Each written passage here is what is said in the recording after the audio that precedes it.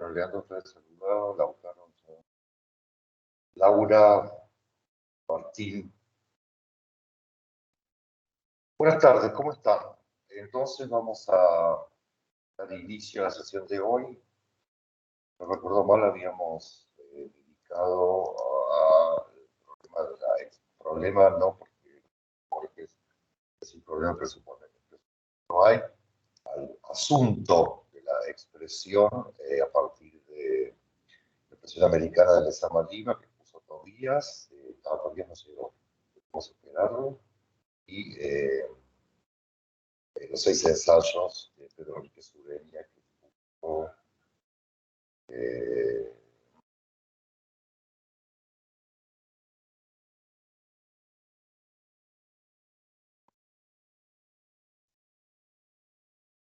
Rafael Sendino Presta.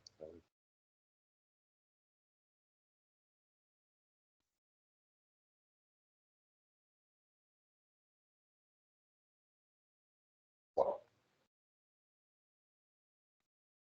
Bien, ¿cómo van entonces? Recuerden que tienen el parcial para contestar, ¿eh?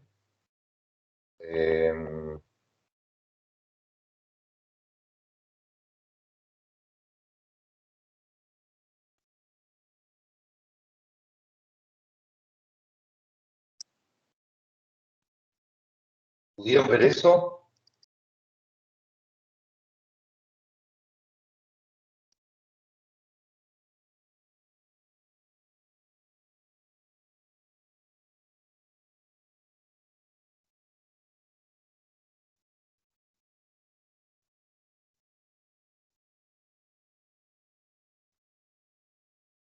No, todavía sigue siendo.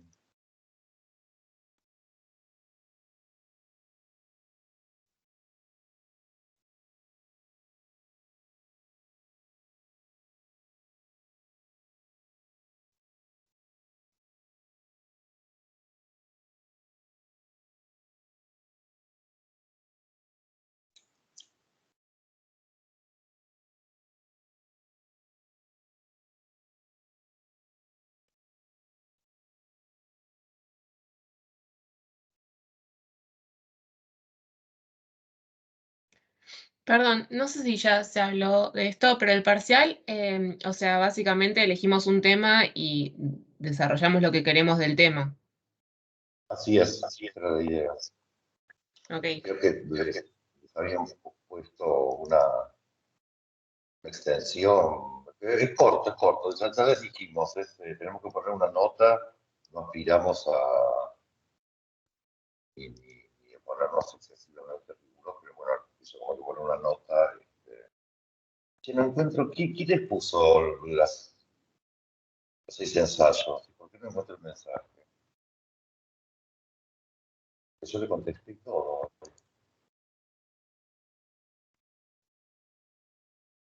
O no le puso nadie.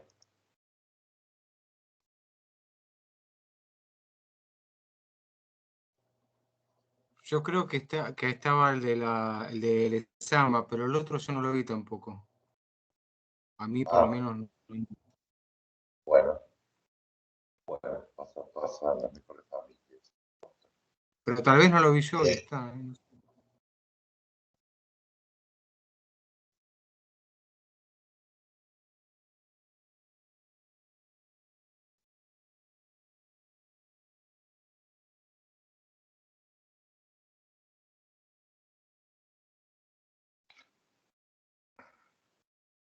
Bueno, empecemos.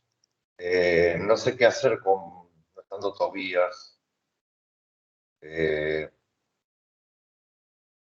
Pero, en fin, una de las cosas que les voy a pasar, porque me parece que es interesante comparar lo que estuvimos comentando hace un rato en el curso, es la reseña que escribió Jorge Borges sobre los 6 ensayos en buscar nuestra expresión de Pedro Enríquez Ureña. Me parece que es bien interesante porque en esa reseña la van a leer, es muy corta, no voy a glosarla ni someterlos a una lectura de esos fragmentos. Lo que hace ahí Borges es un elogio o o mejor dicho, es un desprecio de la pureza, y por lo tanto un elogio a su manera de lo impuro y por lo tanto también de lo mezclado, de lo desordenado, de lo desaforado, ¿no? Porque otra de las cosas que retoma, bueno, Borges retoma dos párrafos de los 6 ensayos, uno en el cual Enrique Sureña habla de la pureza de la expresión, la necesidad de depurar las formas para alcanzar la pureza, y la otra tiene que ver con la eliminación de los excesos. Ambas cosas Borges las critica, la censura muy, bueno, muy frontalmente, inclusive muy injuriosamente, ¿no? Entonces, me parece que eso es importante, sobre todo para tener en cuenta en relación con las líneas que estamos trabajando, ¿no? Porque tiene que ver con un momento en el cual hay un debate, precisamente a propósito de bueno, la pureza de la lengua, pero eso también tiene que ver en el caso del debate entre Enrique Sureña y Borges, la pureza de la expresión, ¿no? Es decir, todo intento de depuración en algún sentido es un intento de homogeneización, es un intento de normalización independientemente del objeto respecto al cual eso caiga y se formalice. De modo que uno debería ser cuidadoso también en relación con este tipo de formulaciones, porque como hemos dicho ya más de una vez, creo que Sureña trabaja en el borde del positivismo, pero ese borde en el que trabaja a veces puede llegar a significar que se corre al lado de adentro, ¿no? del positivismo, como es el punto. Mientras que desde otros lugares, como es el lugar borgiano, se le señalan esas inconsistencias, por decirlo de algún modo. Esto para nosotros era importante, sobre todo porque de alguna manera se trata de pensar la filología americana, latinoamericana, sudamericana, hispanoamericana, como quieran llamarla, en relación con estos contextos, en relación con estos objetos culturales mixtos, complejos, de lenguas en conflicto, de superposición de culturas, de transculturación como operaciones. Eso ya había aparecido, volver a aparecer en reuniones sucesivas, es decir, de un territorio y sobre todo un reclamo, me parece, metodológico que necesariamente exige de una perspectiva particular, que es la perspectiva que a nosotros nos gusta reivindicar de la filología, que tiene que ver con precisamente la configuración de una función mundo dentro de la cual lo que hay son tensiones permanentes entre lo local y lo universal, entre lo cosmopolita y lo autóctono y cosas por el estilo. Es decir, es imposible, decíamos o decimos o sostenemos, pensar los estudios latinoamericanos, independientemente ahora de que hablemos de la filología o de que hablemos de, qué sé yo, de la historiografía literaria o de la crítica más en general, sin subrayar que todas esas aproximaciones presuponen de alguna manera una forma de comparativo, es decir, son de algún modo variantes de la filología comparada, solo que muchas veces esa práctica, esa crítica se ejerce sin teoría alguna. Cualquiera de ustedes que haya cursado una literatura latinoamericana, ¿no? Obviamente habrá, perdón, hispanoamericana, habrá visto que la única división ahí se plantea es respecto a la literatura brasileña y portuguesa, donde lo que sigue primando en el diseño de los planes de estudio y tiene que ver con la unidad de la lengua. De hecho, bueno, estamos hablando ahora de un seminario de grado, como ustedes conocen medianamente cómo es el plan de la carrera de letras. Ese plan que ahora quiere modificar introdujo en el 83, es decir, con la recuperación democrática, estas materias de cortes seculares como medieval, europeo, europea, renacimiento europeo, siglo XIX y siglo XX, precisamente un poco para trabajar en contra de esa separación provinciana en términos de provincias lingüísticas, ¿no? Es decir, en el caso de lo hispano-latinoamericano, eso no tiene correlato, digamos, institucional en la carrera, y eso sigue estando separado. Por un lado Hispanoamérica, por otro lado literatura brasileña y portuguesa. Ahora bien, como es evidente, no hay prácticamente demasiado terreno en común, salvo una suerte de presuposición de que el idioma que hablamos es el mismo, el castellano o el español de América, entre la literatura mexicana, la colombiana y la argentina, o la rioplatense, por decirlo de otro modo. Entonces, esa presuposición de alguna manera obtura, ¿no?, los procesos, me parece, de comprensión de las diferencias que hay entre una cosa y la otra.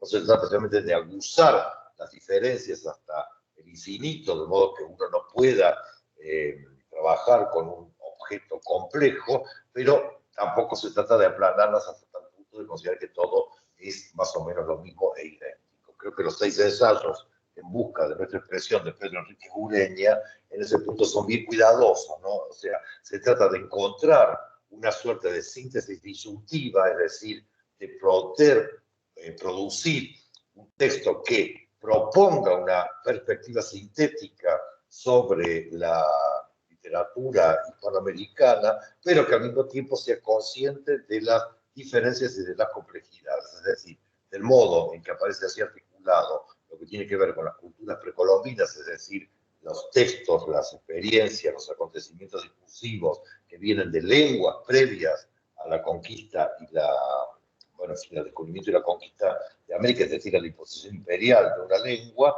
pero también que esa misma lengua, eso lo dice explícitamente Pedro Enríquez Ureña, esa misma lengua, ese español de América, debe ser entendido como un elemento autóctono de América, no como una extensión, no como una mera variante, sino en el momento en que se instala en América, esa lengua es ya de alguna manera una lengua dominada por el ámbito en la cual funciona. Esta perspectiva la van a encontrar también en Rosenblatt, ¿no? Ángel Rosenblatt, que tiene un par de libros a propósito de esto, insistió también bastante en el modo en que las lenguas criollas van construyendo su propio interior y su propio exterior, ¿no?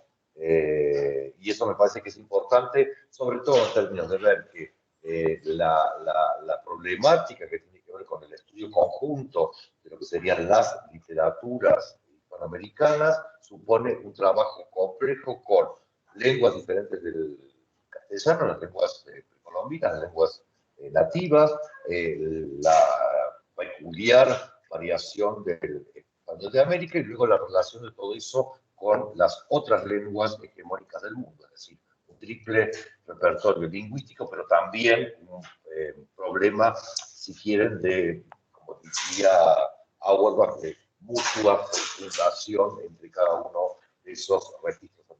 De ahí que insistamos, y lo vamos a hacerlo ahora, también en el caso de estos estudios no se trata de un dilema, Europa versus América, o el mundo desarrollado versus el mundo desarrollado, sino de un trilema. Siempre hay tres, y para que esos tres más o menos funcionen, hay que ser consciente de la complejidad que eso implica, ¿no? Nos parece que la perspectiva en general que estamos tratando de rescatar del conjunto de posiciones filológicas americanas es respetuosa de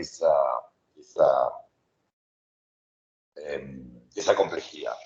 Fíjense que nosotros habíamos planteado en reuniones previas a propósito de Bello, cuando vimos la gramática, ¿no? Esa especie de terror a la diferencia, que por un lado se localizaba en Bello, pero sobre todo en José Cuervo, ¿no? Es decir, en aquellos grandes, los primeros analistas o los primeros teóricos del lenguaje americano en el siglo XIX, y que al mismo tiempo señalábamos en la invocación a la poesía de Bello ese momento constitucional tan fuerte, ¿no? Decíamos, el gesto, el acontecimiento que se deja leer ahí es desamar a Europa. O sea, no ignorarla, porque Europa está ahí, no negarla, no darle la espalda, sino desamar. Esto, entonces, propiamente americano sería, de alguna manera, cortar el vínculo, si quiere, el materno filial con esa cultura que nos viene heredada para, como dice Bello, poder construir un punto de vista, un saber, obviamente, estoy ahora parafraseando el título de su gramática, para el uso de los americanos. Me parece que esa noción de uso es decisiva en la gramática de Bello y tiene que ver precisamente con afianzar, sostener, subrayar una perspectiva que es necesariamente diferencial, ¿no? Entonces, más allá del terror letrado, lo que reivindicamos de Bello es eso otro.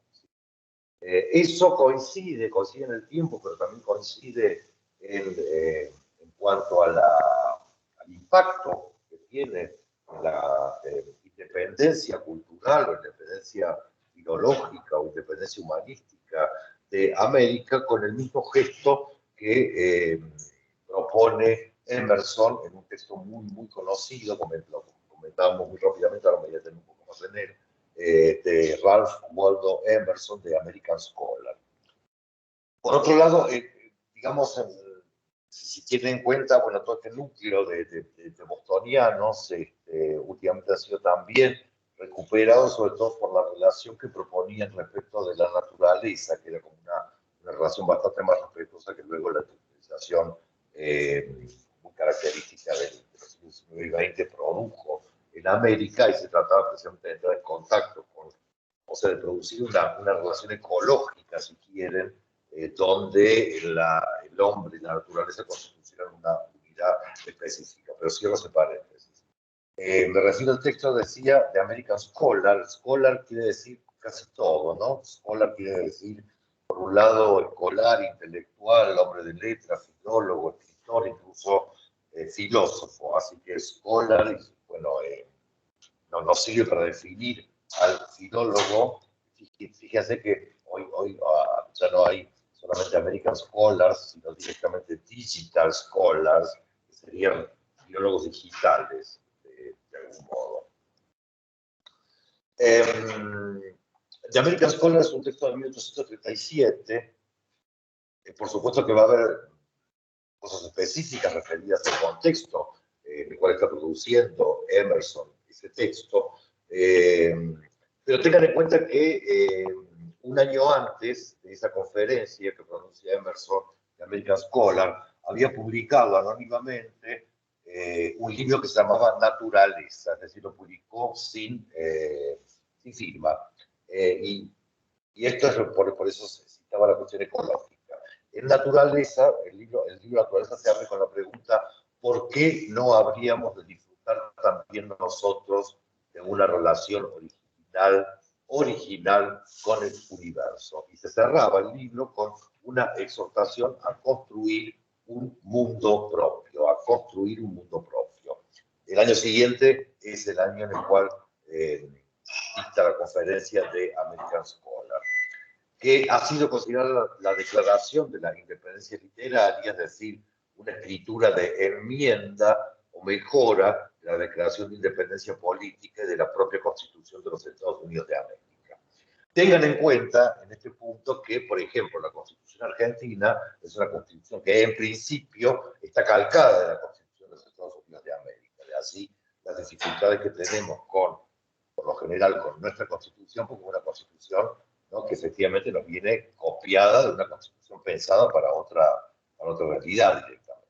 Pero en todo caso, también uno podría pensar en estas declaraciones de independencias literarias humanísticas como en conjunto. Emerson dice en The American Scholar: nuestra época de sujeción, nuestro largo aprendizaje en la instrucción de otros países llega a su fin.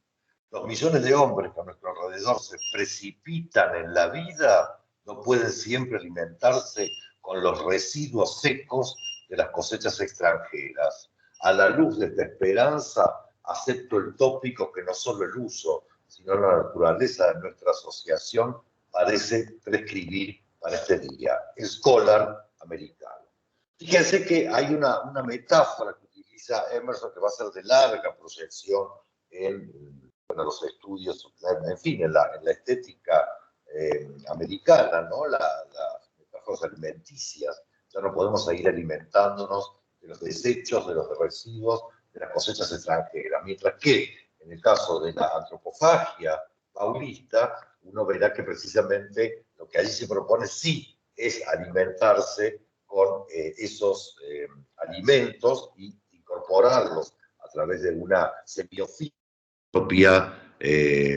a la propia elaboración cultural y estética. ¿Sí? Pero bueno, más allá de esa metáfora, en todo caso, lo que dice Emerson es que aceptar las opiniones establecidas por los libros previos es un error. De aquí que en vez del hombre pensador, que sería otra traducción de American Scholar, de aquí que en vez del American Scholar tengamos el ratón de biblioteca. Es decir, la clase instruida en la que está pensando Emerson, inclusive sería una clase instruida que va más allá de los saberes aprendidos por los libros. Es decir, se trataría de una clase instruida que tenga una relación con la naturaleza y la constitución humana, formando, dice él, una especie de tercer estado con el mundo y el alma. Entonces, por un lado, los ratones de biblioteca, los bibliómanos, los restauradores de las ediciones, los correctores, los practicantes de la exótica, podríamos decir nosotros, etcétera. Por otro lado, el scholar americano que encuentra en esta relación con el mundo una perspectiva radicalmente nueva.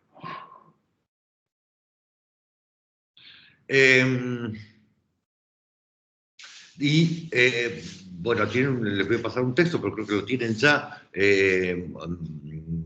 Si el scholar americano, esta conferencia, puede ser pensado como el texto original de la descolonización, Los condenados de la tierra, de Frantz Fanon, puede pensarse como el texto final de la descolonización. Habría un ciclo entre el scholar americano y Los condenados de la tierra, de Frantz Fanon, en el cual se formulan los fundamentos de un pensamiento decolonial o postcolonial. Todo lo demás, entonces, quiero decir, nuestra propia perspectiva es, por lo tanto, postcolonial, sobre todo en el sentido de que la descolonización permite la superación de la insensatez de los estudios clásicos positivistas, tanto en lo que se refiere a las humanidades como a otras disciplinas. Entonces, la filología que acompaña estos procesos será necesariamente mundial, pero también y al mismo tiempo menor, es decir, la humanidad en la perspectiva clásica obviamente está pensada como un trascendental, mientras que esta nueva humanidad que aparece en la perspectiva decolonial o postcolonial no tiene historia, ni inteligencia, ni pueblo. Y esto es lo que hace que la filología sea necesariamente mundial, pero también menor, porque esa minoridad es lo que la obliga a construir una historia y un pueblo. Ese gesto de descolonización, creo, uno lo puede leer en Lezama, en Enrique Sureña, en Bello, en Alfonso Reyes, y ese gesto de la descolonización borra una firma fundacional previa, es decir, borra la firma paterna o materna, o incluso la firma hermafrodita de la madre patria, ¿no? Madre patria es una figura bien hermafrodita, es decir, el gesto de la descolonización borra la firma fundacional y lo que plantea es el problema de quién firma la Declaración de Independencia, no más allá del nombre propio, qué significa, ¿no? Quién es el sujeto que se declara independiente. En el caso de Emerson se trata, bueno, nada, de los trascendentalistas, los bostonianos, etc. Pero a mí me parece interesante ver que José Ingenieros, en un libro bastante clásico que agrupa una serie de conferencias sobre Emerson, se plantea la relación muy estrecha entre el texto de Emerson y los textos de la generación del 37, en particular de Echeverría. Es decir, que en este punto quienes firman la Declaración de Independencia, quienes se declaran independientes, constituyen ese sujeto que se presupone a sí mismo nuevo, es decir, con una nueva relación con el saber, con la historia, con la herencia, con la tradición, etc. Y por lo tanto son, alrededor de ese sujeto es donde se trama esta ficción fundacional. En 1880, bueno, Emerson, además de haber concitado la atención de José Ingenieros, fue amigo, sería tal vez mucho de decir, pero conocido de qué otro gran educador argentino. ¿Lo saben? ¿Lo recuerdan? Sarmiento. Sarmiento, cuando se enteró de la muerte de Emerson, escribió en el Nacional de Buenos Aires, el periódico Nacional de Buenos Aires, escribió el 26 de junio de 1882, Emerson, los dioses se van. Esa retirada o muerte de los dioses había sido anunciada por el propio Emerson en 1838 en un discurso a la Facultad de Teología, donde Emerson proponía una crítica bastante despiadada al cristianismo histórico y a la pérdida del culto. Y había denominado a todo ese proceso la falsedad de nuestra teología. En términos que acostumbramos, naturalmente, en atribuir a Nietzsche, porque efectivamente estos textos de Emerson constituyeron centralmente la inspiración de Nietzsche a propósito de la muerte y la retirada de los dioses. Es decir, los hombres, escribe Emerson en ese discurso, hablan de la revelación como algo que se dio y se hizo hace mucho tiempo, como si Dios estuviera muerto. De modo que tiene una relación de Emerson con Sarmiento, de Emerson con José Ingenieros, de Emerson también con Rubén Darío. En el Diario de la Nación, Rubén Darío escribe: somos más viejos que el yanqui, pero nuestro Emerson no se ve por ninguna parte. Y en El triunfo de Calibán, un texto bastante importante para comprender la mirada, la perspectiva geopolítica decolonial del propio Darío, Darío vuelve a quejarse: los hispanoamericanos todavía no podemos enseñar al mundo en nuestro cielo mental constelaciones en que brillen los Poe, Whitman y Emerson. De modo que el proyecto dariano se instala en el medio de estos procesos constitucionales. Ya dijimos, una de las grandes preocupaciones de Darío es precisamente la constitución, la construcción de un público, y en Los Raros, cuando habla de Nietzsche, Darío se sorprende sobre todo por la poca cantidad de lectores que Nietzsche tuvo. Él dice: no puedo creer que Nietzsche se haya muerto siendo prácticamente un desconocido.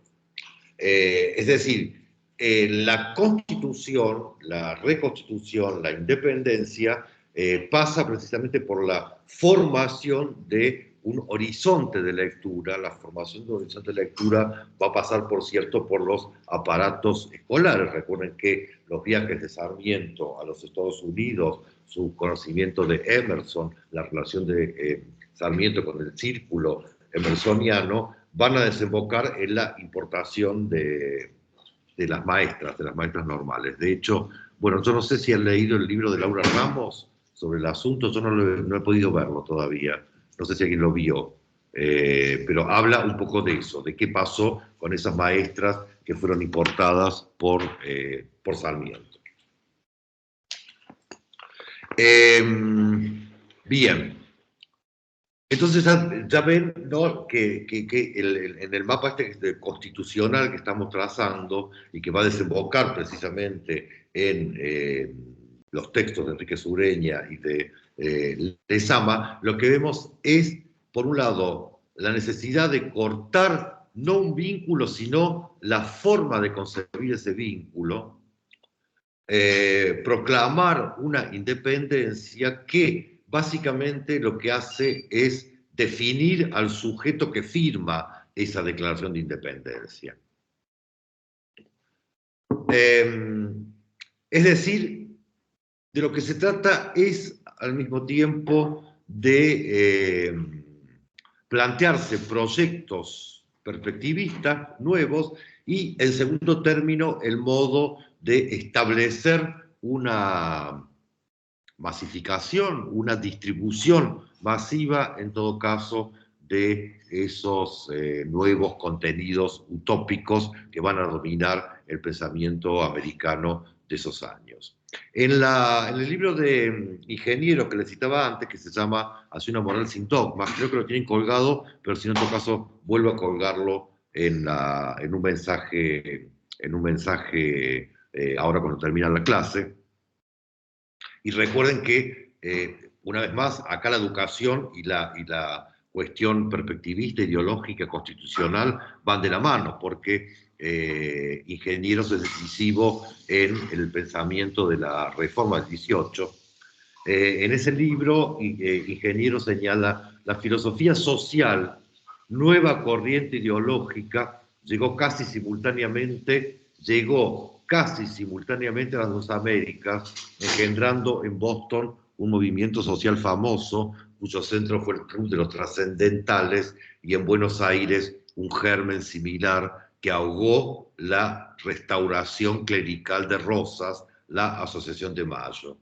Sabido es que en otros países del continente, poco después, nacieron sociedades de análoga inspiración. Emerson y Echeverría fueron el alma de estas agrupaciones, constituidas respectivamente en 1836 y 1837, ignorándose la una a la otra, pero alentadas por idénticos principios, ¿no? Es decir, habría una corriente de pensamiento, una corriente ideológica, algo así como una episteme que recorre toda América y que encuentra en los nombres de Emerson y Echeverría catalizadores o condensaciones de sentido, tales lo que propone José Ingenieros, que nos permiten inclusive postular, ¿no?, esta relación prácticamente de parentesco entre Emerson y la generación del 37.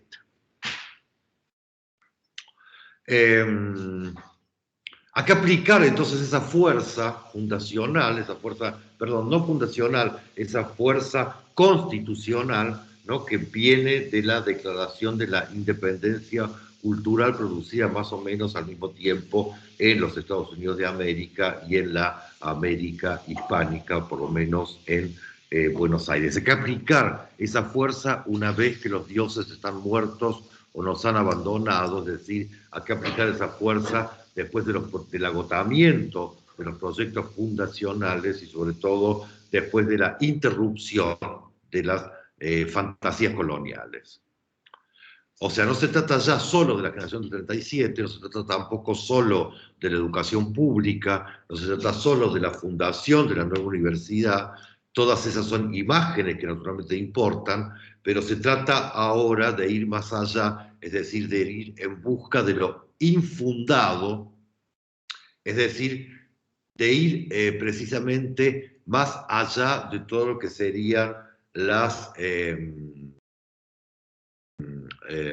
los predicados de aquello que se fundó y respecto de lo cual esta segunda fundación o esta constitución se levanta. Como dice Derrida, que está analizando en el caso de la cita que van a leer en la clase que les doy, como dice Derrida, no se puede justificar la fundación de algo, de un principio, un Estado, una institución o una universidad en nombre de lo que se funda. La violencia fundacional consiste en que el gesto performativo de la fundación es siempre arbitrario, no depende de la lógica de lo fundado. Es decir, la fundación, la segunda fundación, supone una violencia constitutiva, que es la violencia del apartarse, o como decíamos antes, la violencia del desamor, ¿no?, por aquello respecto de lo cual un sujeto más o menos colectivo se aparta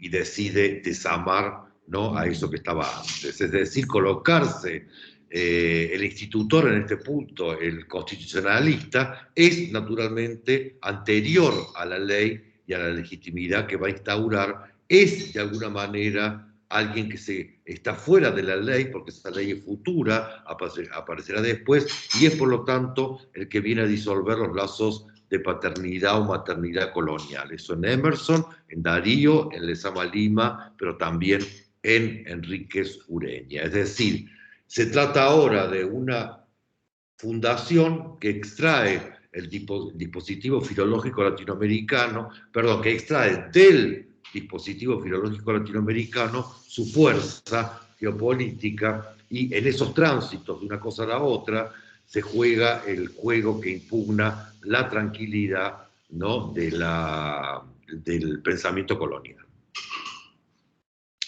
Bien, bien. ¿Algo para preguntar en relación con esto mientras busco la parte de Lezama y Enríquez Ureña?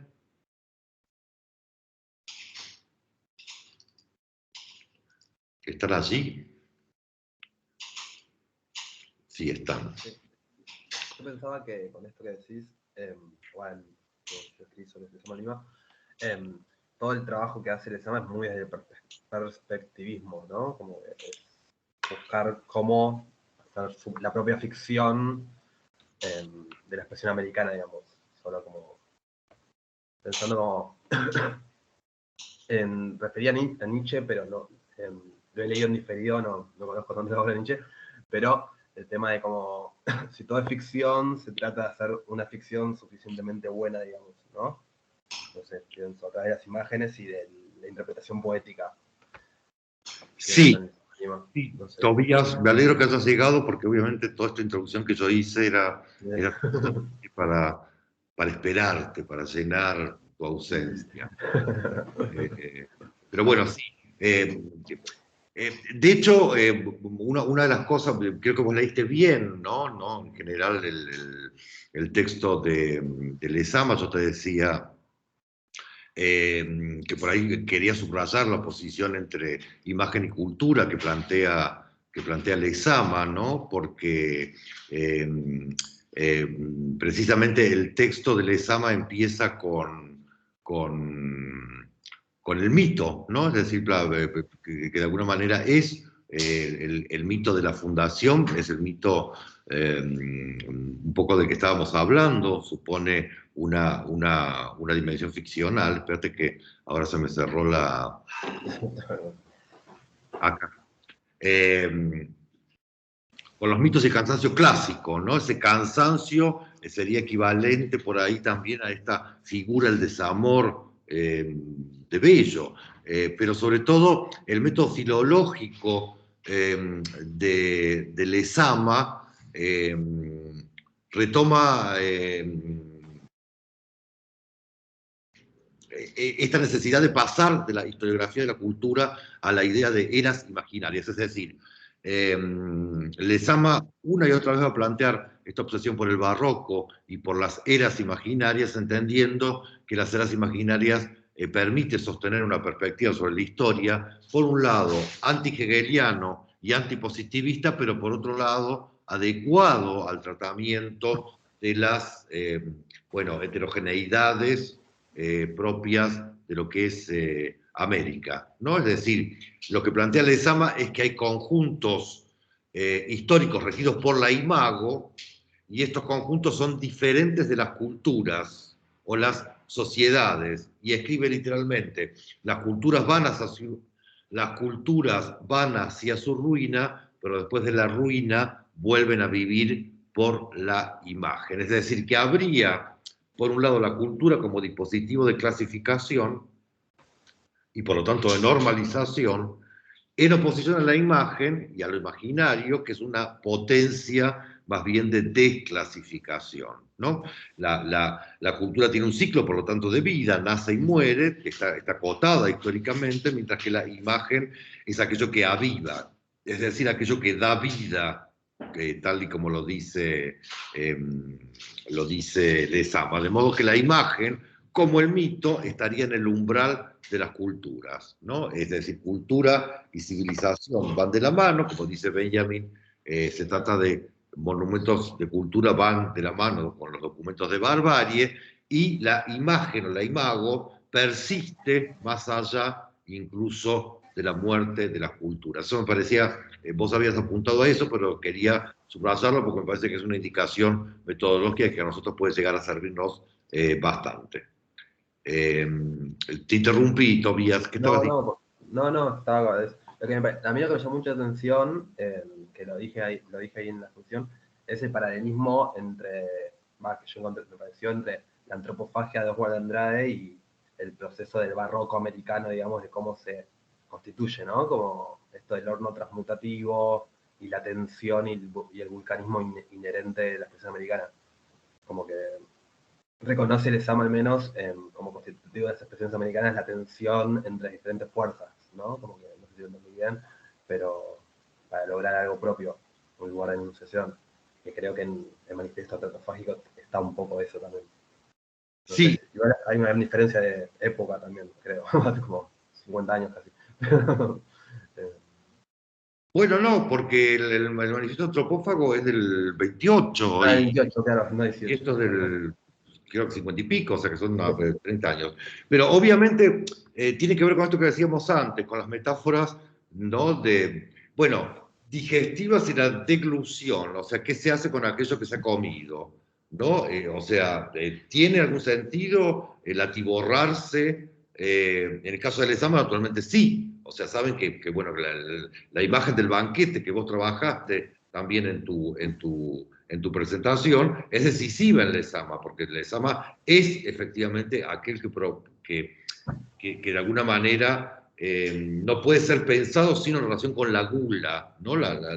La gula, me refiero a la gula lingüística. Digo, sí, era un gordo, pero no me refiero a eso. Me estoy refiriendo a la gula lingüística, es decir, me refiero a el goce, ¿no? por la palabra, eso que señalabas vos, el estilo poético, es algo que domina no solamente las novelas, los poemas, sino también y sobre todo los ensayos y el pensamiento de Lezama. Es decir, que hay una idea de deglución que me parece que está perfecto poder relacionarla con el manifiesto antropófago, ¿no? Es decir, que hay también algo de comerse lo otro, o al otro, en todo caso, de lo que se trata es de un matiz apenas, pero también de ver qué significa ese devorar al otro, ¿no? Porque obviamente comerse al otro significa poder pensar al otro como diferente de mí mismo. En general, en las antropologías que han analizado, bueno, qué sé yo, el, el, el libro de Viveros de Castro insiste mucho en eso. Para poder comerse al otro, primero tengo que pensar que el otro no es como yo. O sea, tengo que pensarlo como un diferente. Entonces ya eso supone, ¿no? Eso que decíamos antes, la separación, supone la distancia. Entonces, en el manifiesto antropófago uno podría leer ese mismo gesto constitucional y violento de separarse del otro, de ponerse en un lugar diferente. Me lo puedo comer porque efectivamente no soy el otro no es yo, no forma parte de la mismidad, sino que es, bueno, como decían los tupí guaraní, ahí viene la comida saltando cuando venían los prisioneros de guerra que iban a poner a la parrilla. Son comida. Y acá se trata de lo mismo, ¿no? ¿Qué hacemos con eso que hemos devorado? Los libros, las perspectivas, los puntos de vista, etcétera. No, obviamente, eso para Lezama es central, y Lezama no dice, no, yo no puedo, dejo de comer, o sea, no es un artista del hambre, más bien es un artista de la deglución, un artista de la transformación. Bien, ¿qué más, Tobías, querés Y después pensaba con esto del desamor, etcétera, el procedimiento de amor, pensaba en esto que en el proceso de Lezama, que lo dije, lo sentí medio de desidentificación, no de contraidentificación, es decir, no cortar y decir, no, bye, somos completamente distintos, en el sentido, sí lo somos, pero no cortar relación posible, sino trabajar a partir de eso también, ¿no? Como realizar procedimientos para sentirse en una universalidad, pero a la vez diferenciarse. Como que hay un procedimiento ahí de trabajar con lo otro, bueno, con esto de volarlo, etcétera, también implica como no un rechazo completo, sino como tomarlo y repensarlo también, incluso, ¿no?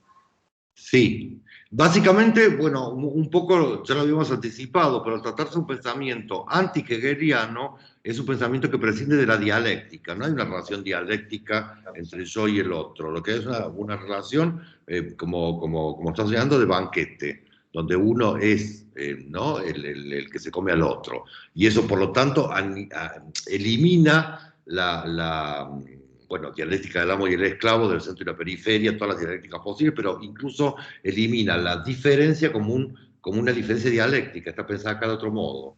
O sea, yo insisto en esta palabra que está tomada de Viveiros de Castro, se trata de una apropiación semiofísica, no del otro. No se trata de una relación dialéctica, es decir, una relación meramente categorial, sino de una relación física, semiofísica, donde lo que se trata es de la incorporación del otro, ¿no? Que ha sido primero concebido como otro, como parte de mí mismo. ¿Qué más? Sí, y lo que me parecía como fundamental, que repara mucho, que con la introducción de la expresión americana entendí, no conozco tanto la obra de Hegel, pero como la predominancia que da el paisaje de Sama, como que para que haya una perspectiva propia es necesario como el sujeto metafórico interprete el paisaje. Por eso los cronistas de las Indias los reconoce como los primeros prosistas, porque se fueron guiados por el paisaje, digamos, ¿no? Como que el territorio, el paisaje, etcétera, la naturaleza es un ente igual fundamental para la constitución de un lugar de enunciación. Como que repara mucho en eso, siendo es algo que obsesivamente retoma el devenir del paisaje en un sentido, digamos. ¿No? No sé.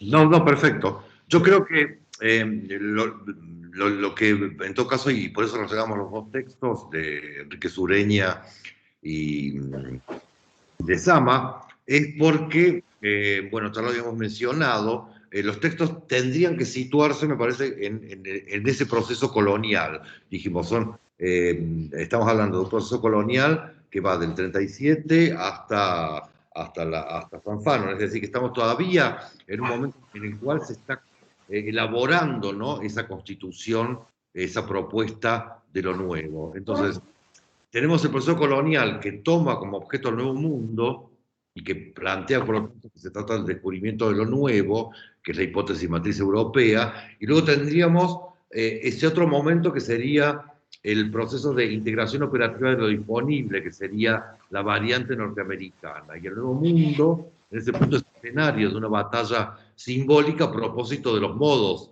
de esa integración, ¿no? Esto que digo, que suena muy abstracto, que suena muy cultural, es básicamente un modelo económico. Piensen, ¿no? Qué sé yo, bueno, ustedes piensen en los años 90, iba a decir, no habían nacido, los odio.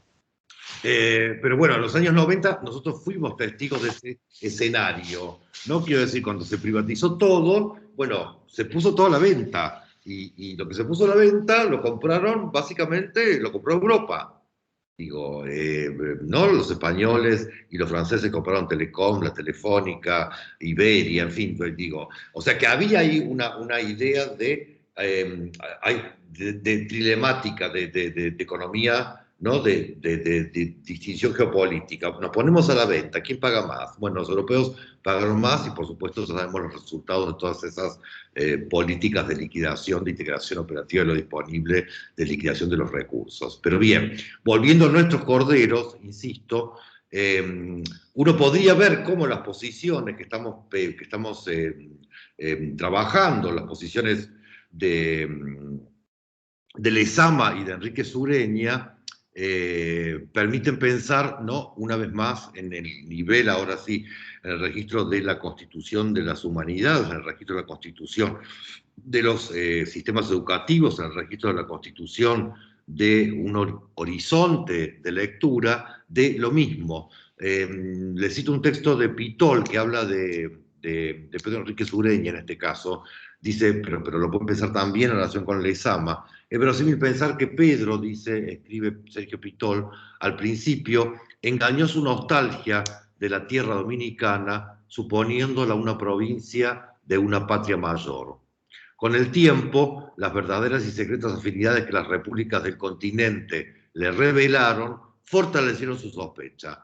Alguna vez tuvo que poner las dos Américas, la sajona y la hispánica, al Nuevo Mundo. Otras, las repúblicas americanas y España, a la república anglosajona del norte. Entonces, lo que aquí vemos, ¿no?, es que pensar políticamente la integración latinoamericana como ciudadanos de repúblicas latinoamericanos significa pensar ya no en términos de un dilema de los muchos que hemos mencionado, civilización o barbarie, civilización o dependencia, sino más bien en términos de un trilema que nos obliga, en lugar de repetir las fundaciones decimonónicas, a pensar en soluciones nuevas, y nos obliga precisamente a imaginar el lugar de la filología en ese conjunto de tensiones que se articulan entre tres lugares: el norteamericano, el latino o hispanoamericano y el europeo. Todo esto lo hemos visto particularmente en relación con hipótesis que tienen que ver con el lenguaje.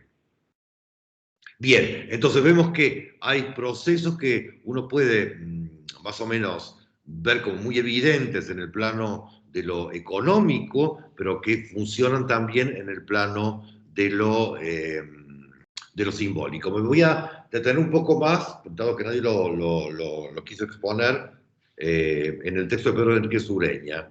Y en todo caso, si hay algo, Tobías, que te resuene, lo vamos charlando en conjunto.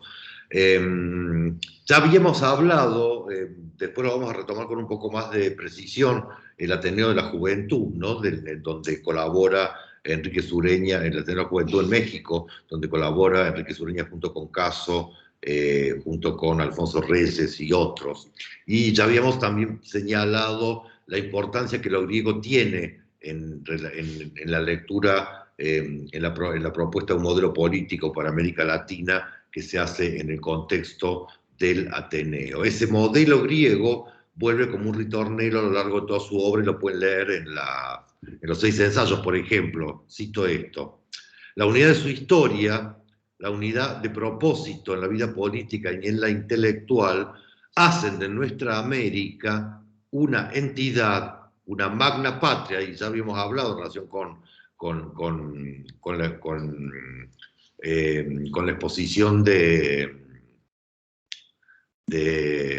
Francisco, de la magna patria, hacen de nuestra América una entidad, una magna patria, una agrupación de pueblos destinados a unirse cada día más y más. Si conserváramos aquella infantil audacia con que nuestros antepasados llamaban Atenas a cualquier ciudad de América, no sé, están mencionando el gesto de, bueno, el Girópolis, la Atenas del norte, la Atenas del sur, etc. No vacilaría yo en compararnos con los pueblos políticamente disgregados, pero espiritualmente unidos, de la Grecia clásica y la Italia del Renacimiento.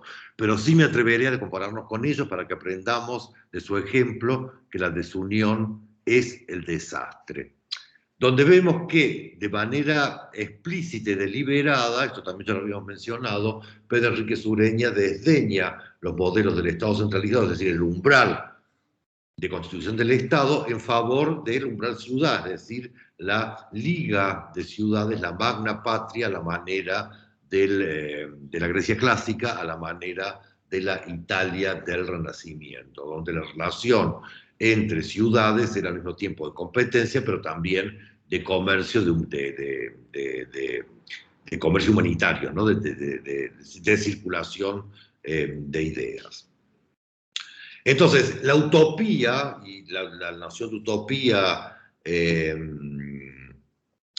es central en el pensamiento de Enríquez Ureña. La utopía de América para Enríquez Ureña piensa en general el respeto, digamos, casi diríamos a rajatabla, de todas las diferencias que van relacionando con geomorfismos o cosas semejantes, pero que en todo caso garantizan precisamente la concreción del ideal utópico griego. Les leo otra parte que está escrito en La Utopía de América, Patria de la Justicia, se llama el fragmento. Allí escribe Pedro Enrique Sureña esa creación de nuestros abuelos del Mediterráneo, invención helénica, contraria a los ideales asiáticos que solo prometen al hombre una vida mejor fuera de esta vida terrena, ¿no?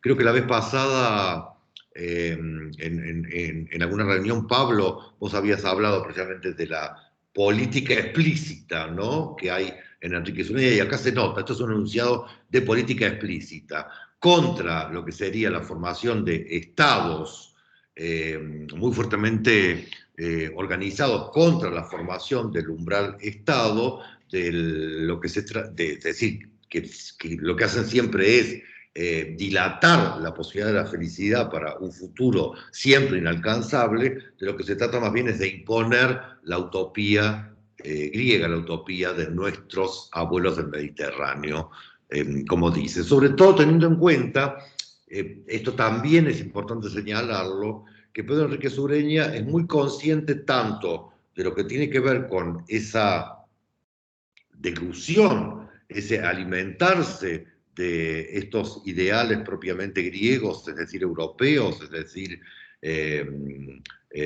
cosmopolitas, como de lo autóctono, porque muchas de las sociedades y civilizaciones, nosotros estamos acostumbrados, y probablemente estemos acostumbrados a ello también por impulso colonial, a pensar en las culturas americanas como dominadas precisamente por imperios parecidos a los imperios asiáticos, el caso de los aztecas, que se ha discutido mucho en el último año, precisamente en relación con si los españoles fueron o no, bueno, por lo del Papa, lo del rey de España y qué sé yo, quién más, creo que ahora Biden también están pidiendo disculpas a Dios y María Santísima por la conquista. Pero en fin, más allá de eso, a lo que voy es a que, ya me olvidé a qué iba, a que muchos de los grupos étnicos que constituyeron, digamos, lo que es las culturas precolombinas, eran culturas también muy organizadas de acuerdo con un modelo, podríamos decir, reticular. Eran como, no ciudades, pero en todo caso, insisto, más allá de los grandes imperios, aztecas e incas, estaban estas poblaciones o estas culturas organizadas de manera muy igualitaria y sobre todo con mecanismos, esto lo han estudiado bastante los historiadores y los antropólogos, con mecanismos de control, sobre todo del ejercicio del poder. Enrique Sureña sabe esto, entonces está relacionando la utopía que viene de Grecia con estas formas de organización específicas y propias de lo que son las culturas, bueno, nativas o autóctonas. Entonces hay un principio esperanza, ¿no?, que está en los 6 ensayos, que tiene que ver precisamente con la posibilidad de construir ese vínculo, ¿no?, ese vínculo entre unidades que son y aparecen en el principio como lejanas, lo autóctono, lo cosmopolita, Grecia y la aldea indígena. Es decir, fíjense, y en este punto yo siempre trato de relacionarlo con bueno, los héroes del saber teórico que estamos acostumbrados a leer. Es como Avi Warburg. Avi Warburg había dicho: Atenas y Oraibi son lo mismo, ¿no? Pensando, Oraibi es una aldea Hopi en México, o sea, no es que sean lo mismo, sino que básicamente no hay una superioridad entre Atenas y una aldea Hopi, y de alguna manera Enrique Sureña, que no conoce obviamente a Avi Warburg en ese momento, sin embargo está incorporando un punto de vista que uno podría pensar es equivalente al que sostiene Avi Warburg. La autoctonía, de todos modos, como perspectiva analítica, es desdeñada por Enríquez Ureña, ¿no? Él escribe, No se trata de jouer al autóctono, no se trata de jugar al autóctono, no. Lo autóctono en México es una realidad, y lo autóctono no es solamente la raza indígena, con su formidable dominio sobre todas las actividades del país, la raza de Morelos y de Juárez, de Altamirano y de Ignacio Ramírez. Autóctono es eso, pero es también el carácter peculiar que toda cosa española asume en México desde los comienzos de la era colonial. Es decir, una vez más, la utopía está en tratar de encontrar el punto de juntura, la síntesis de elementos que son heterogéneos, la síntesis que no cancele la diferencia, de decir la síntesis disyuntiva, ¿no? La utopía de América, eso que está de alguna manera detrás de todos los ensayos de Enrique Sureña, tiene que ver con ser capaz de alcanzar ese momento en lo cual se pueda construir algo así como una entidad, algo así como un sujeto colectivo que sea al mismo tiempo deudor de estas vías o estos banquetes, ¿no? De estas distintas mesas. Hay figuras que son, por supuesto, súper importantes en esto. De todos modos, no insiste demasiado Enrique Jureñas en ello, si bien lo hace, que tienen que ver, por cierto, y ahora volvemos de lleno a Lezama Lima, con el barroco. El barroco es efectivamente eso. El barroco americano es efectivamente la última cena donde lo que comen los apóstoles junto con Cristo son quizzes, ¿no? En las representaciones de la cultura, de la pintura cusqueña, lo que se ve precisamente es esa mezcla de tradiciones y ese banquete un poco raro donde aparecen 13, en fin, israelitas, no eran israelitas, 13 palestinos en ese momento comiendo quizzes, una cosa como rara, o Curicancha, ¿no? La idea de un templo cristiano construido sobre las ruinas o los cimientos de un templo colonial, de un templo, perdón, incaico. Entonces el barroco es efectivamente la cabal imagen, por decirlo de algún modo, de la utopía o el equivalente, la imagen equivalente del concepto de la utopía de América que propone Lezama. La diferencia, y en esto tenemos que ser una vez más reiterativos, es que en el caso de Lezama es muy evidente que hay un sujeto que preexiste, que es el señor barroco americano, es decir, que hay una canción de la tierra que se impone antes de la constitución de los sujetos colectivos, mientras que Enrique Grueña, por lo menos en este libro, todavía habla de nuestra expresión, como si hubiera sujetos que se constituyen antes del acontecimiento que llamamos América, sujetos que se constituyen y que se expresan luego a través de ciertas herramientas. Bien. ¿Qué más? Bueno, te escucho ahora de vuelta, Tobías, si querés agregar algo más. Sí, yo pensaba, mientras hablabas, en este término de Lezama, que es el espacio gnóstico, que es medio, es también, ¿no?, el lugar donde el espíritu, lo dicen en estos términos, el espíritu invasor se verifica a través de la comprensión de la mirada autóctona. También es un poco este procedimiento, ¿no? Como tomar lo colonial a través de lo que venimos hablando de lo propio. No sé, me quedó medio en dudas el espacio gnóstico, como no entendí completamente, pero la descripción, la frase que utiliza es invasor de auto. ¿Cómo? Perdón, no te entendí lo último. No, que bueno, digo que la definición que él hace es como el lugar donde el espíritu invasor se verifica a través de la mirada autóctona, de la comprensión de la mirada autóctona, ¿no? Como es de esto medio, lo sentí medio parecido a lo que estamos contando de no sé. Sí, de todos modos, a mí me parece que el espacio gnóstico, tal como lo plantea Lezama, se relaciona de manera bastante evidente, creo, con la imagen, porque ese espacio gnóstico es un espacio, y por eso gnóstico, la gnosis es dual, ¿no? es un espacio, una forma de pensamiento por un lado y una forma de vivencia por el otro. Entonces, para Lezama, la imagen, la imago, viene de alguna manera a reunir esas dos vías de la comprensión. ¿Me esperan un segundito? Esperen.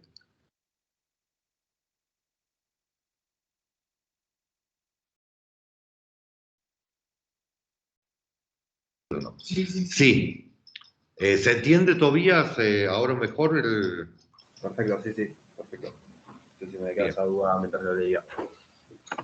Claro, porque digo, si Lezama sostuviera el espacio gnóstico como un espacio dual y separado, bueno, la idea de las dos deidades, el bien y el mal, etcétera, digamos, sería difícil de pensar cómo opera ahí la imagen. Entonces me parece que lo que hace él es pensar la imagen como atravesando ese espacio gnóstico. Gracias, genial. Gracias. ¿Qué más?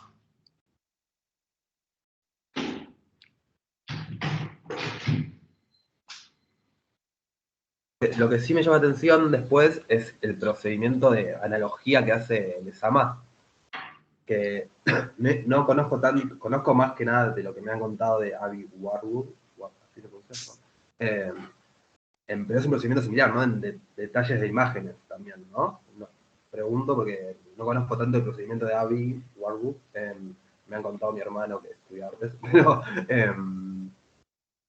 siento que hay un paralelismo entre el método analógico muy marcado, uniendo diferentes imágenes y metáforas del Lezama con ese procedimiento, porque hace muchos saltos, en un momento, si no me estoy confundiendo, muchos distintos textos y posturas en cuadros, incluso a Rilke menciona, bueno, y obviamente después también menciona todas las figuras que estuvieron, a varias de las personas y figuras que vimos en el seminario.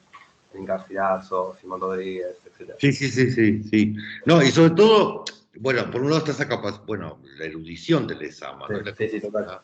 De incorporar en un texto todas estas referencias, que un poco, ¿no? Es la envidia que uno le tiene y al mismo tiempo suerte que tenemos internet, porque sí. De otro modo no llegaríamos ni a palos a la décima parte. Pero bueno, en relación con Warburg, bueno, yo cité una parte de Warburg, bueno, saben que Warburg estuvo loco también, estuvo internado en un nosocomio junto con Nijinsky y otras celebridades de la época. Y para salir del nosocomio, él presenta un texto de un viaje a México que había hecho con el título del Ritual de la Serpiente. En el Ritual de la Serpiente, que analiza bueno, ciertos modos de producción estética en México, es donde aparece esta equivalencia entre Atenas y Oraibi. Ahora bien, eso es un texto relativamente, bueno, para nosotros importante, pero es un texto relativamente marginal respecto de lo más famoso de Warburg, que es la cuestión de la onda memónica de la imagen, ¿no? Que eso es lo que mejor liga, me parece, con Lezama. O sea, por un lado tenemos un Warburg que podríamos relacionar con Pedro Enríquez Ureña y otro Warburg que es más lezamiano. Este Warburg lezamiano es el del Atlas Mnemósine, es decir, que lo que hace Warburg es, explico para quien, bueno, en fin, les interese el tema y después quieran seguir investigándolo, es postular una potencia de la imagen. Él habla de Nachleben, de sobrevida de la imagen más allá del momento en el cual la imagen fue creada. Entonces él trabaja, por ejemplo, con la imagen de la ninfa, y él dice hay una supervivencia de la ninfa, una Nachleben de la ninfa, que es independiente del momento, en el lugar en que fue creado. Por lo tanto, la imagen tiene una vida. Por eso digo, en este punto hace bien en traerlo a cuento, porque se parece a lo que plantea Lezama. Habría y de pronto la ninfa desaparece del horizonte, pero de pronto vuelve, ¿no? Entonces, lo que él ve, lo que él va registrando son esos momentos de reaparición de esa imagen que tiene una vida y una lógica y una dinámica propia. la ninfa es naturalmente clásica, pero luego reaparece en el Renacimiento, etc. Uno diría, bueno, si hubiera vivido más, pero hubiera sido imposible que viviera más, hubiera visto que la ninfa reaparece en Nabokov, en fin, ¿no? Hay como momentos de... Ahora, y luego lo que hace entonces es, en términos de juxtaposición, son estas grandes planchas donde va superponiendo imágenes y por tanto serializando, ¿no? Es decir, produce una historia que no es una historia del arte, sino una historia de la imagen, porque muchas veces las piezas que ponen contigüidad no son piezas artísticas o consideradas dentro del arte, sino sencillamente imágenes. Es decir, lo que produce es lo que nosotros hemos trabajado más de una vez, el método paranoico, es un método crítico paranoico, es decir, donde lo que al serializar, efectivamente, la ninfa, si quieren, por usar esta unidad, pero cualquier otra, lo que hace es desplazarse a lo largo de la serie, ¿no? Entonces, eso que evidentemente Warburg, no sé si lo hizo bien, pero en todo caso a todo el mundo le gusta, pero le gusta sobre todo porque se opone a otras formas de la historiografía de la imagen, como puede ser el caso de, bueno, ahora no me voy a acordar el nombre, de Gombrich. O sea, Gombrich lee de una manera, Warburg lee de otra. Entonces, bueno, contra Gombrich se levanta a Warburg y así sucesivamente. Pero digo, independientemente de la posición que uno tome, me parece que lo interesante del método de Warburg, es que produce una filología de la imagen en la cual lo que él dice es, la imagen no puede tener un sentido en sí misma, sino que la imagen debe considerarse en serie. Ahora bien, esto que es la serie es lo que de alguna manera pone a jugar increíblemente, mucho menos metodológicamente, mucho más brutal, Lezama con esos conjuntos que arma, ¿no? Que pasa del alejandriño a la gauchesca, etcétera. ¿Qué más?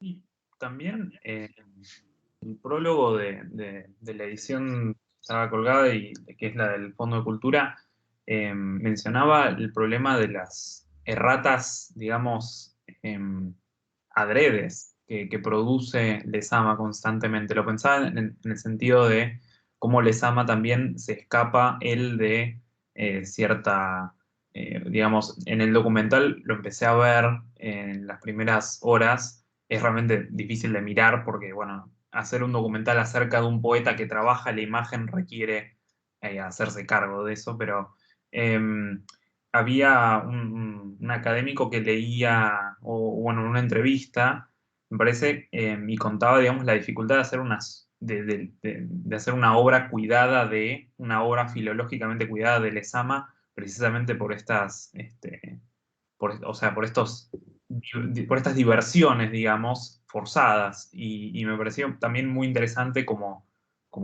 manera de expresarse, manera de postular lo que plantea, ¿no? No solo metódicamente, sino también metodológicamente lo de las imágenes, pero también metódicamente producir esa diferencia en, bueno, las citas, las atribuciones erróneas y demás.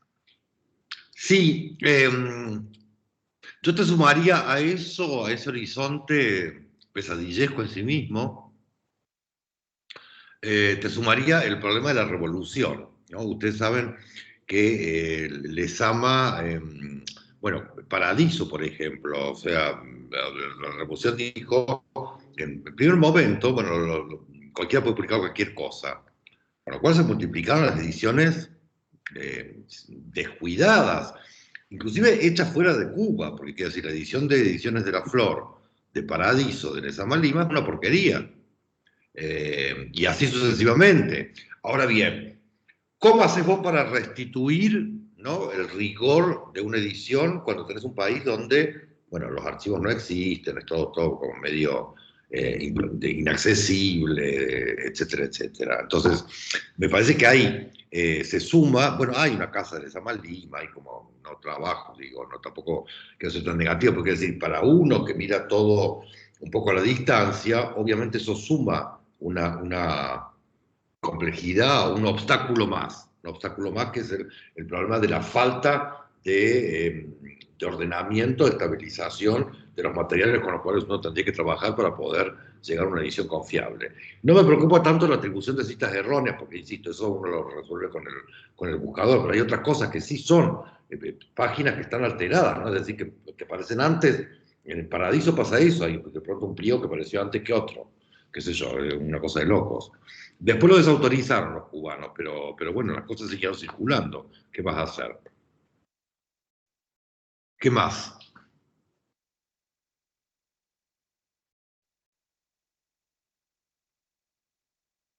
Piensen, creo que vos habías, a ver, déjame que verifique, vos habías hablado de la resonancia también, ¿verdad, Tobías? Resonancia no, creo que no. Ah, no, bueno. Futilidad, sí. Porque eso también es una, me parece que metodológicamente es importante, tiene que ver con esto que hablábamos de Barbour. Él habla de una resonancia, ¿no? Como herramienta metodológica. Efectivamente, él les ama todo, resuena en todo. Las formas de la naturaleza resuenan en los lenguajes, en los colores, en bla, bla, bla, bla. Y esa resonancia inclusive le permite postular causas acrónicas, ¿no? Inversión entre las relaciones entre causa y efecto. Esto después va a ser explotado por otro cubano también barroco, Severo Sarduy, que le va a poner el nombre de retombe. Las retombe, las resonancias, de alguna manera son esos momentos en los cuales el efecto se anticipa a la causa, es decir, donde se anula la versión lineal de la historia. Entonces, una vez más, lo que se da es un rizo barroco, precisamente en términos de postular una dinámica anti-hegeliana, una dinámica de la historia que sea anti-hegeliana. Y lo interesante, por eso insisto en esto, es que por lo general cuando se habla de imagen se piensa en términos visuales, mientras que al hablar de resonancia es evidente que hay que pensar en términos auditivos, sonoros. De modo que la imagen no es solamente visual, sino también sonora. Es decir, el son es también una imagen, ¿no? Con lo cual llegamos al son cubano, a Guillén, a lo negro y a, qué sé yo, el contrapunteo, cosas por el estilo. Entonces me parece que eso es importante reivindicarlo, porque si no la imagen queda como muy entendida, y esto me parece que es un defecto de percepción que nosotros tenemos, que cuando se habla de imagen la gente piensa en un dibujito, una foto, un cuadro. No, imagen es una imagen mental. Esta imagen mental se realiza en un soporte que bien puede ser visual o un soporte que puede ser sonoro. De así que exista resonancia, ¿no? Las resonancias son ondas sonoras, el eco es una onda sonora, etcétera, etcétera. Bien, no sé qué más quieren agregar sobre nuestra expresión o la expresión americana.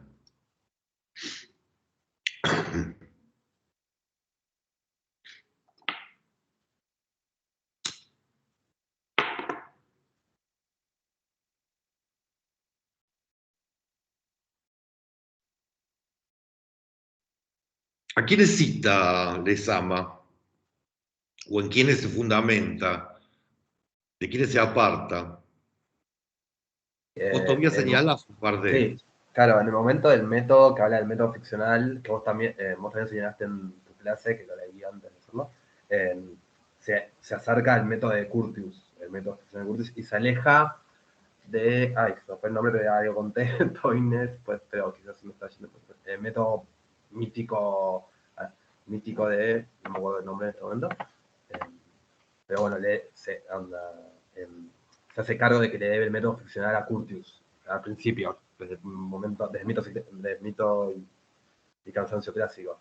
Claro, claro. ¿No? Bueno, digo, eso es importante porque ahí ven, y me parece importante que no es un libro pensado exclusivamente desde lo estético, sino que es un libro que tiene su conocimiento de las grandes líneas de lo que podría ser el saber filológico del momento. ¿Sí? Que está citando, digo, en términos de tomar posiciones a Curtius, que está citando en términos de tomar posiciones a otros grandes nombres de la época, es decir, que se trata ahí de una deglución también de una elaboración de materiales específicos del saber filológico que de alguna manera está construyendo, no más allá de la cantidad de cosas que cita.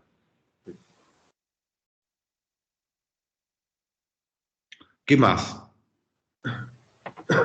Sí, y después pensaba en el romanticismo, no me acuerdo el nombre del ensayo, estoy buscando acá. Cuando habla de Fray Severo, ¿no? Como uno de los primeros americanos también, como su movimiento de... ¿Perdón? Reservando eso. Ahí va, preservando, gracias. Como su movimiento de rebeldía también lo pone como uno de los primeros americanos, que está en constante movimiento. Y después en ese ensayo hace todo digamos, como una genealogía hasta llegar a Martí, pasa por Simón Rodríguez, que Martí sería el que mejor expresa la futuridad americana. Como que también pienso que hay como un proyecto que se transpone a futuro, no es solo, no está concluido, sino que se sigue construyendo a través de interpretación, imágenes, etc. Y luego también está esa conciencia de Lezama de hacer una hipótesis y sentar premisas para algo que se siga construyendo a futuro, ¿no? No sé. Bien. ¿Qué más? El resto, quiero creer que estuvieron leyendo.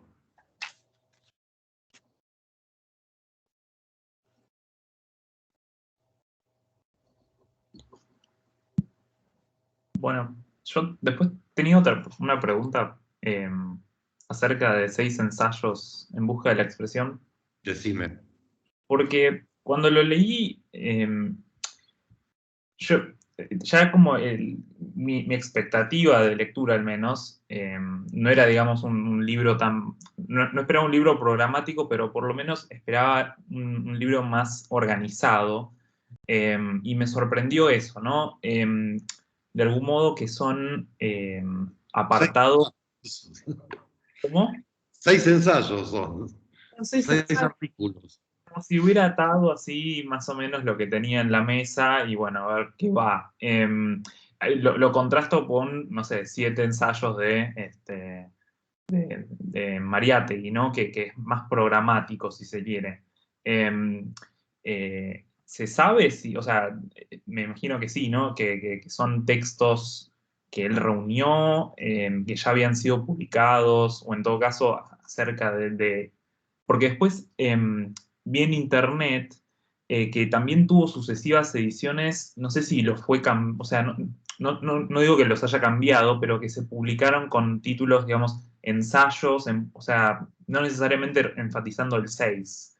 No sé si eso después fue otra cosa o... No, eso supongo que son ediciones póstumas, ¿no? Porque, Sí, digo, esa es después póstuma, sí.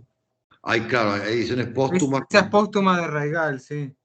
Sí, pero sí, son 6 ensayos, digo, algunas no, digo, no todos son ensayos previamente publicados, algunos sí, y otros son conferencias que él dio, que yo inmediatamente, por ejemplo, el Contexto y la Promesa, creo que es la primera conferencia que él da cuando llega a Buenos Aires.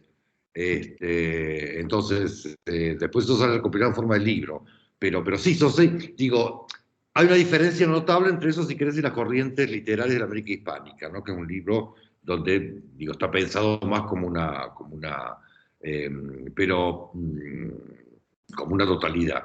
Pero de todos modos, insisto, a pesar de ese carácter de recopilación, me parece que el libro produce un efecto enorme, porque hasta ese momento no había habido nada semejante en términos de historiografía literaria pensada, ¿no? En términos, por un lado, puramente estéticos y al mismo tiempo políticos, pero también pensada en términos de tratar de alcanzar una síntesis de esas cosas que son tan diferentes.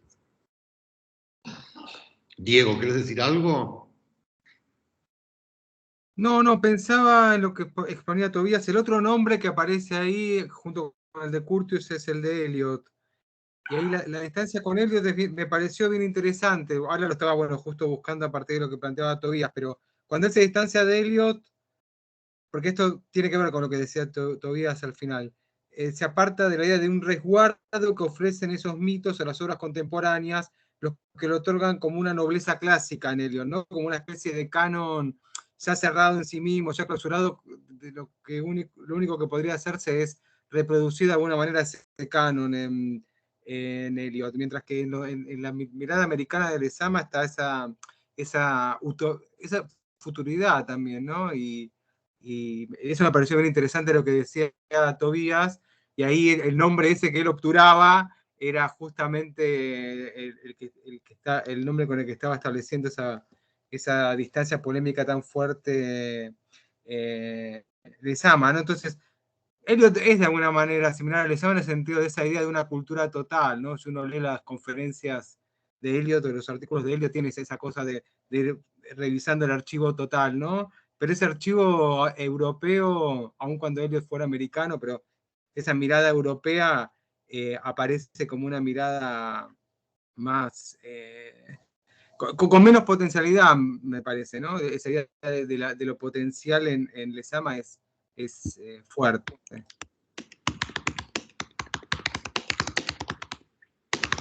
¿Qué más?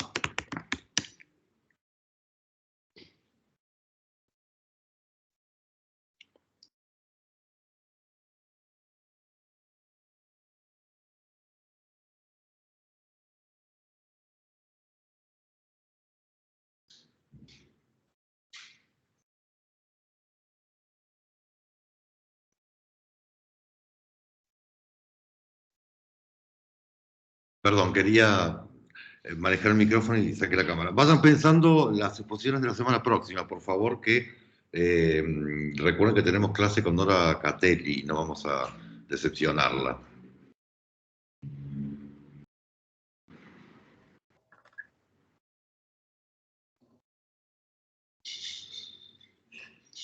¿Algo más?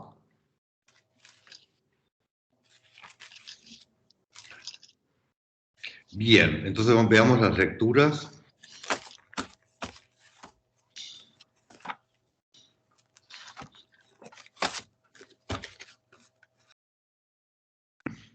Tenemos, son 3 artículos, hay 2 artículos de María Rosa Lida que trabajan con la crítica a Curtius, de la cual ya habíamos hablado. Sería importante que esto lo trabajáramos bien, y luego está la cosa más feminista, que sería el artículo de María Rosa, La Dama como obra maestra de Dios. Es un poco más largo pero bueno, siempre se podrá leer sin leer las citas. Saben que los medievalistas tienen la manía de llenar de citas, con lo cual si uno le saca las citas quedan 4 páginas.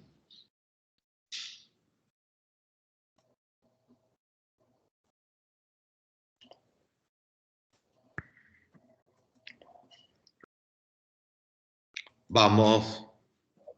¿Quién no puso nunca todavía? ¿Todos se pusieron ya?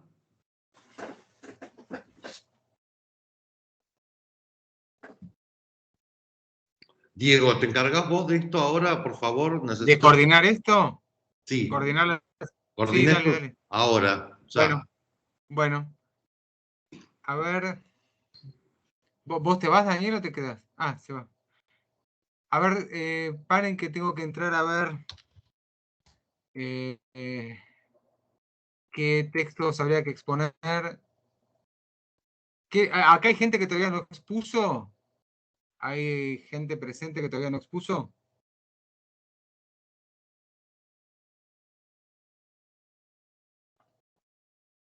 ¿Me estáis escuchando, chicos, o no? Sí, creo que acá expusimos todo, pero... Entonces vamos a necesitar voluntarios de... sobre todo gente que tal vez le interese más la cuestión hispánica y la cuestión medieval. A ver, lecturas. Tenemos...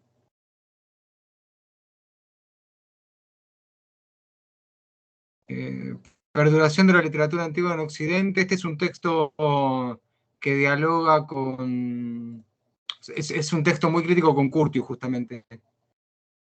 Realmente es un gran texto. vale la pena, digamos. No, no es que quiera venderlo ahora para que alguien lo exponga, pero es un texto importante e interesante para pensar una filología latinoamericana, justamente por el debate muy fuerte que plantea ahí con uno de los monumentos filológicos que es Curtius. Alguien que...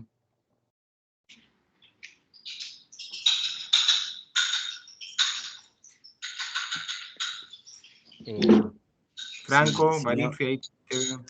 sí, si no va nadie, Diego, Francisco. me ofrezco. Bueno, ¿te anotás vos? Bueno, dale, me Yo te anoto anoto, por yo el, te anoto. ¿Cuál elegiste, Francisco? el Perduración de de... la literatura antigua en Occidente. Perfecto. Después tenemos La Dama como obra maestra de Dios.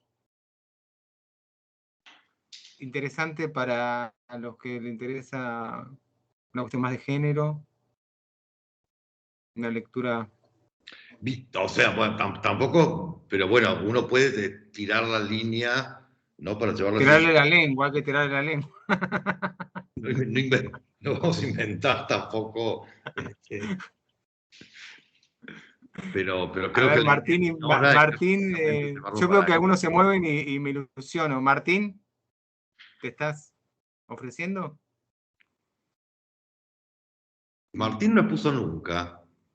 Yo no lo Martín, veo. te vemos ahí. ¿Estás ahí presente?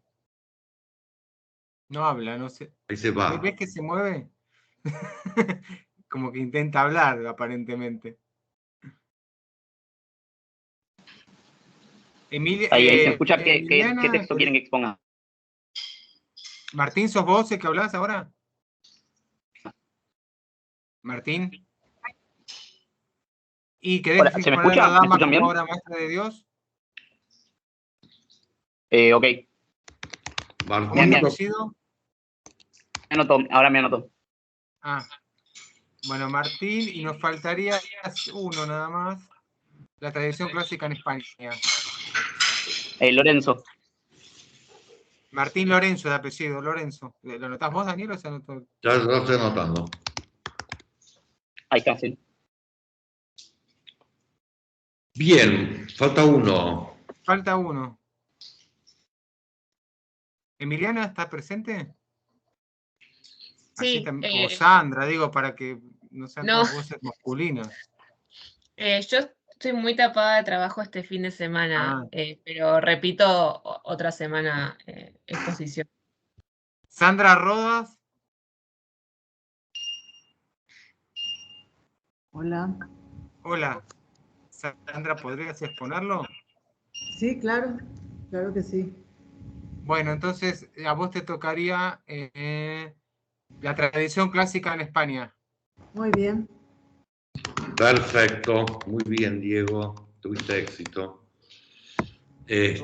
Alcanzaste los objetivos. Bueno, quedamos así. Entonces, yo ahora le escribo ahora no, porque es tarde, incluso para acá, pero mañana a la mañana le escribo a Nora Catelli y le pido que para el viernes nos esté mandando la introducción general para la reunión próxima.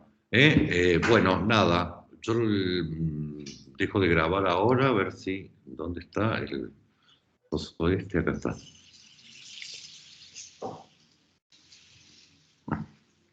¿Ya tenemos grabación?